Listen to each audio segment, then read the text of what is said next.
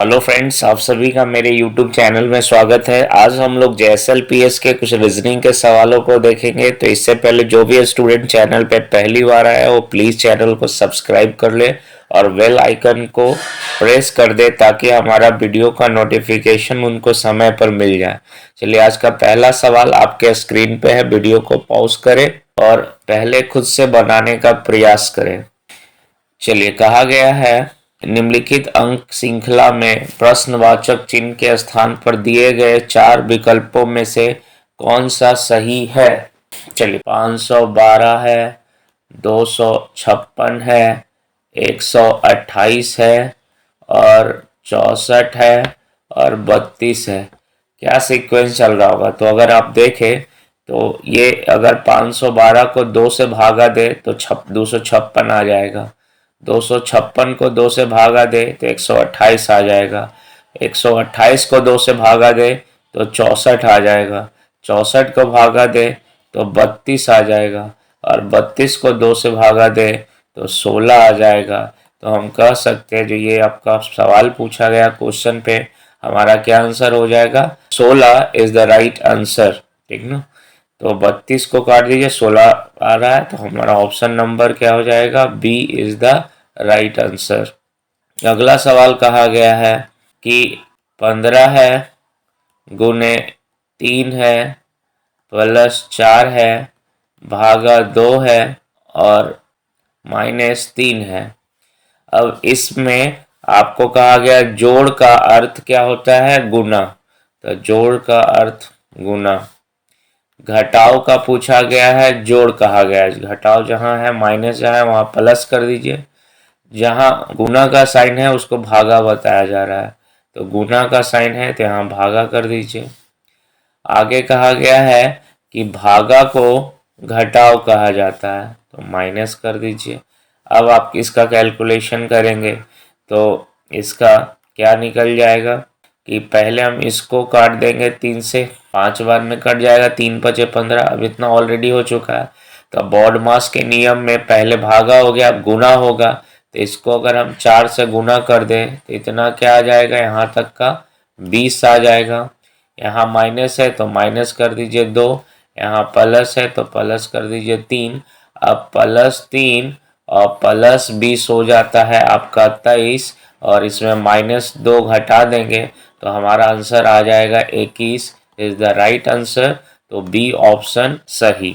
अगला सवाल कहा गया है कि A C B D C E D F और एफ जी इस तरीके से रिलेट है। तो अगला वर्ड आपसे पूछा गया है क्या होगा? तो गौर कीजिए, ये ए का एक होता है और इसको थर्ड में आ जाएंगे। बी क्या होता है? 2 और डी होता है आपका 4, बी 4। इसको कहिएगा सी को 3 और ई को 5। इसको कहिएगा 4, इसको कहिएगा 6। ई को कहते हैं 5 और जी को कहते हैं 7। अब आप सोचिए क्या चल रहा होगा। इसमें पेयर जो है सब किस चीज़ का है? ऑड का है। इसमें पेयर क्या है? इवन का है। तो इवन और ऑड का पेयर है। तो देखिए, ऑड ऑड और ये क्या है? इवन। तो अगला यहाँ पर क्या बनने वाला होगा? इवन का पेयर बनने वाला होगा, नहीं सम संख्या वाला होगा। ठीक ना? यहाँ पर जो भी बनेंगे सम संख्या वाला। तो जरा देखिए क्या हो रहा है। देखो, सम में क्या हो रहा है कि इसका अंतिम डिजिट, अब देखिए इसमें कैसे चल रहा है कि इसका अंतिम डिजिट जो डी है यहाँ से स्टार्ट हो जाता है। ठीक, और इसका अंतिम डिजिट देखिए सी है तो यहाँ से स्टार्ट हो रहा है। तो हम कह रहे हैं जो अगला वर्ड यहाँ पे आएगा, ठीक ना, यहाँ पर जो वर्ड आएंगे वो आपका क्या आएगा? आपका एफ का रिपीटेशन होगा यहाँ पे एफ से। तो एफ का संख्या हो गया 6 और 6 का पेयर बनेगा 8 से। तो क्या हो जाएगा? एफ पर 6 और आपका एच का मान होता है 8। तो एफ और एच हमारा राइट आंसर हो जाएगा। तो ए ऑप्शन क्या है? राइट। तो आपका आंसर हो जाएंगे एफ और एच। कैसे किए? Odd even odd even odd even चल गए। तो अगला हमें क्या निकालना था, अगला मुझे निकालना है इवन। और इवन कैसे निकाल रहे हैं तो देख लीजिए, सबका अंतिम डिजिट अगला क्या होता है, स्टार्टिंग से हो रहा है और एक हमें बढ़ना है। तो चलिए अगला सवाल कहा गया है कि नरेश अपने घर से उत्तर की ओर चल जाता है। तो आपको डायरेक्शन जब भी बनाते हैं तो आपको याद रखिएगा कि नॉर्थ कहाँ होता है, ऊपर, साउथ कहाँ होता है, नीचे, ईस्ट कहाँ होता है, इधर, और वेस्ट कहाँ होता है, ये कॉपी पे जब भी बनाओ डायरेक्शन इस तरीके से चलेंगे। 8 किलोमीटर कहाँ जाना है, उत्तर की दिशा में। तो उत्तर आपका क्या होगा, नॉर्थ ऊपर होगा। तो चलिए नॉर्थ ऊपर है तो हम यहाँ से 8 किलोमीटर कर दीजिए, 8 किलोमीटर। फिर कहा गया है 6 किलोमीटर पूरब की दिशा में, तो 6 किलोमीटर पूरब की दिशा में कर दीजिएगा, 6 किलोमीटर पूरब की दिशा में। फिर कहा है 16 किलोमीटर दक्षिण की दिशा में, तो दक्षिण कहाँ होता है, नीचे। तो चलिए 16 किलोमीटर दक्षिण की दिशा में। तो कहा गया है कि वह अपने घर से कितना किलोमीटर की दूरी है, तो घर उसका कहाँ है, यहाँ है, और अभी वो फिलहाल कहाँ है, यहाँ है। इन दोनों बिंदुओं को आपको क्या करना है, मिलाना है। तो चलिए ये 6 है तो इसको ऐसे कर दीजिए, तो ये 6 है तो ये भी 6 हो जाएगा, और ये 16 है तो यहाँ तक ये 8 आ चुका है, तो इधर क्या बचा होगा, 8 यहाँ से गया होगा। तो अब हमें कहना है ये वाला, आपको ये वाला हमें दूरी निकालना है, ये वाला। तो ये हो गया 6, ये हो गया 8, और आपको निकालना है ये वाला दूरी। तो इसको निकालने के लिए हमें क्या जानते हैं, आपको इसको कहते हैं कर्ण। और इसको निकालना जब भी होगा तो हमें क्या करना होगा, 8 का स्क्वायर प्लस 6 का स्क्वायर अंडर रूट कर दीजिए। तो इसको 64, 36 ये करिएगा, इन दोनों को जोड़ दीजिए तो 100 आ जाएगा। इसका अगर स्क्वायर निकालिएगा तो 10 का है, तो हम कह सकते हैं 10 किलोमीटर। ऑप्शन सी जो है हमारा राइट आंसर है, ठीक ना। तो ये ध्यान रखना है कि जब ये 16 है, 8 चल चुका है, तो ये आपका डायगोनल निकलता है, इसका दूरी ये। तो आप लोग बचपन में पढ़े होंगे 9th 10th में, कर्ण बराबर, ठीक ना, कर्ण स्क्वायर बराबर क्या होता है, लंब स्क्वायर आधार स्क्वायर, दोनों को जोड़ दीजिए, आंसर आपका आ जाएगा। अगला सवाल कहा गया है कि एक पंक्ति में सुरेश जो है दाईं ओर से 13वां स्थान है। तो चलिए कहीं से भी ले सकते हैं, मान लीजिए ये आपका पंक्ति है और दाईं ओर से 13वां स्थान है, इसका, सुरेश का, सुरेश का। अतुल का बाईं ओर से 17वां स्थान है, तो इधर से ले लेते हैं, 17वां स्थान किसका है, अतुल का। अब आपसे कहा गया है कि वे दोनों आपस में स्थान को बदल लेते हैं। तो आपस में स्थान बदल लेते हैं, यहाँ से कहने का अर्थ क्या हुआ, सुरेश यहाँ है तो सुरेश आ जाएगा यहाँ, अतुल यहाँ है तो ये आ जाएंगे आपस में, ये क्या हो जाएंगे, इंटरचेंज हो जाएंगे। तो कहा गया सुरेश दाएं से 21वां है, तो दाएं से ये ऑलरेडी 13 था ही, ठीक ना, राइट से ये 13 था ही। अगर ये यहाँ आ जाता है तो इसका स्थान क्या हो जाता है, 21 हो जाता है, किस चीज़ से, इधर से ही, राइट से।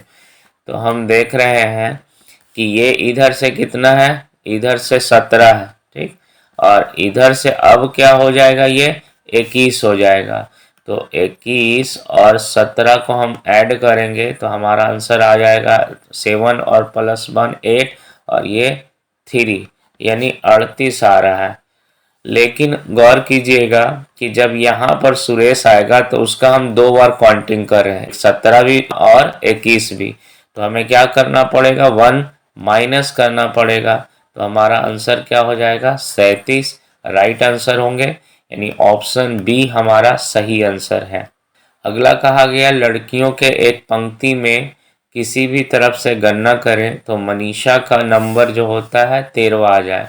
तो मनीषा अगर कहा जाए, इधर से हम चलते हैं तो इधर से भी मनीषा का संख्या क्या होता है 13, और इधर से भी करते हैं तो इधर से भी ये 13 आता है। तो हम कह सकते हैं, पूछा गया है कि पंक्ति में कितने लड़कियां हैं, तो हम कह सकते हैं इधर से 13, इधर से 13, तो 13 दूनी 26 तो होगा। लेकिन मनीषा का काउंटिंग क्या हो रहा है, लेफ्ट से भी हो रहा है और राइट से भी हो रहा है, तो 2 बार काउंटिंग हो रहा है, तो एक बार माइनस करना पड़ेगा।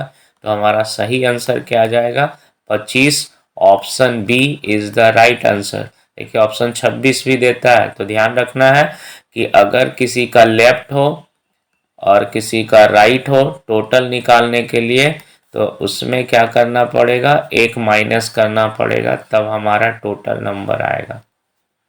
अगला सवाल कहा गया है कि 5 मार्च 2012, 5 मार्च 2012, 2012 कौन सा दिन है, मंडे है।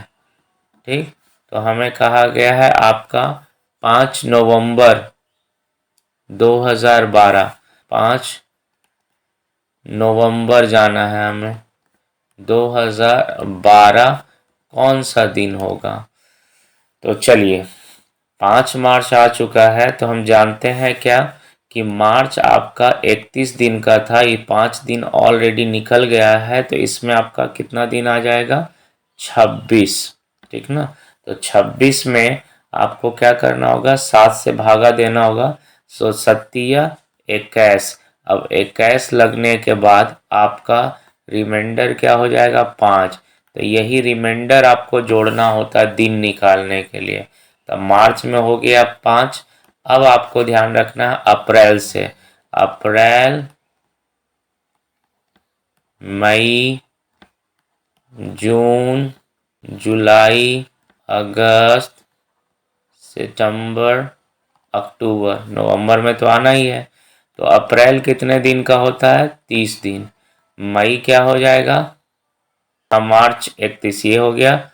अब मार्च, अप्रैल, मई, मई, जून, जुलाई, अगस्त, सितंबर, अक्टूबर।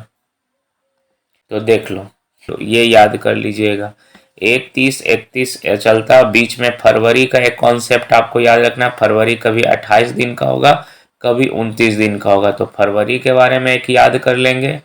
और इसके बाद जो भी बचेगा, तो या एक महीना 30 का, तो अगला क्या हो जाएगा 31 का, एक महीना 30 का, तो अगला क्या हो जाएगा 31 में। और एक बार क्या होगा, जुलाई और अगस्त ऐसा मंथ होगा जो दोनों लगातार 31 का होता है, तो इसको 7 से भागा देंगे तो क्या बचेगा, 2, और इसको 7 से भागा देंगे तो ये बचेगा 3। तो अब याद कर लीजिएगा कि अप्रैल का 7 से भागा दोगे 28 कट जाएगा, 2 बच जाएगा, 28 कट जाएगा, 3 बच जाएगा।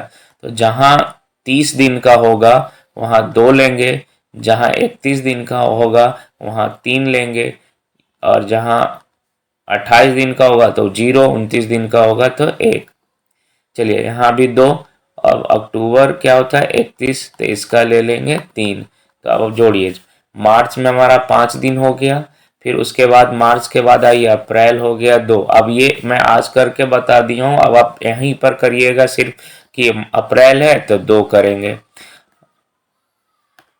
अप्रैल के लिए 2 करेंगे, मई के लिए 3 करेंगे, और जून के लिए 2 करेंगे, जुलाई अगस्त 3 करेंगे, सितंबर है तो 2 करेंगे, अक्टूबर है तो 3 करेंगे। अब 5 नवंबर बस रुक जाना है, अब इसमें 30 दिन तो गए नहीं, तो 5 इधर हो गए। अब देखो इसको जोड़ना चाहें तो जोड़ सकते हैं, नहीं तो 7 कैंसिल कर सकते हैं, 7 कैंसिल कर दीजिए। तो यहाँ से अब कैंसिल करने का प्रोसेस देख लीजिए कैसे करेंगे, 5 2 7 ये कैंसिल हो गया, और 5 और 2 7 ये भी कैंसिल हो गया।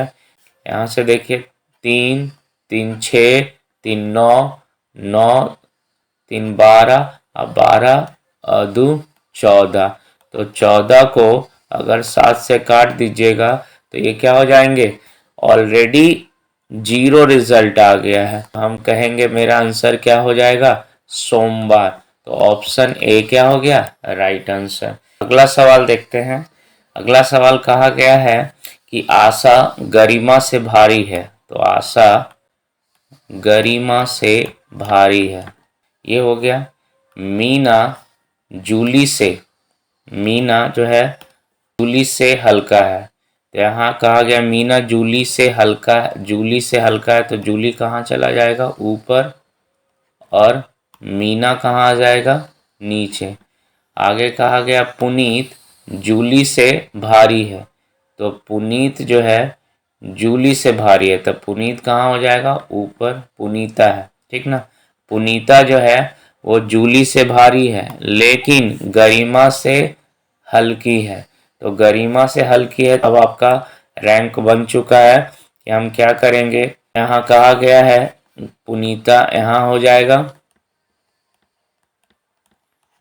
जूली नीचे चला जाएगा और मीना इसके नीचे चला गया।